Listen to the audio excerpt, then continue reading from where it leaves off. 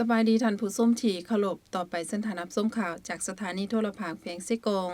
เจ้าแขวงไส้กงตอนรับหัวหน้ากรมภาษีแขวงกวางน้ำทานเล็กไหลศรีวิไลเจ้าแขวงไส้กงได้ต้อนรับการเข้าเยี่ยมยามและพบปะของทานเลแท้งคางหัวหน้ากรมภาษีแขวงกวางน้ำสาธารณรัฐสังคมนิยมเวียดนาม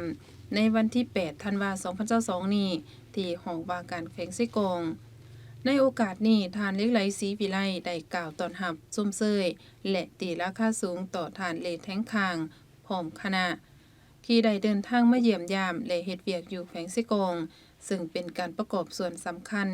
เข้าในการเฉลิมฉลองปีสามัคคีมิตรภาพลาวเวียดนามลาวปี2022ทั้งเป็นการหัดแน่นและเสริมขยายความสามัคคีแบบพิเศษและการร่วมมือหอบด่านระหว่างลาวเวียดนามลาวก็คือแขวงไส้กงกับแขวงกวางน้ำโดยเฉพาะแม่นคะแนนภาษีของ2แขวงไส้กงกวางน้ำให้นับมือก้าวเข้าสู่ร่องลึกและแน่นแฟ้นยิ่งพร้อมนี้ท่านเจ้าแขวงไส้กงยังได้มีคำเห็นสีนำให้คะแนนภาษีของ2แขวงโดยเฉพาะภาษีด่านดากตะออกแขวงไส้กงและด่านน้ำยางแขวงกวางน้ำต้องเพิ่มทวีกันพัวพันหัวมือแลกเปลี่ยนบทเรียนเกี่ยวกับเวียกงานต่างๆอย่างเป็นปกติ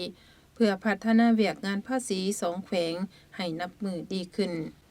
ในโอกาสเดียวกันทานเลแท้งคาง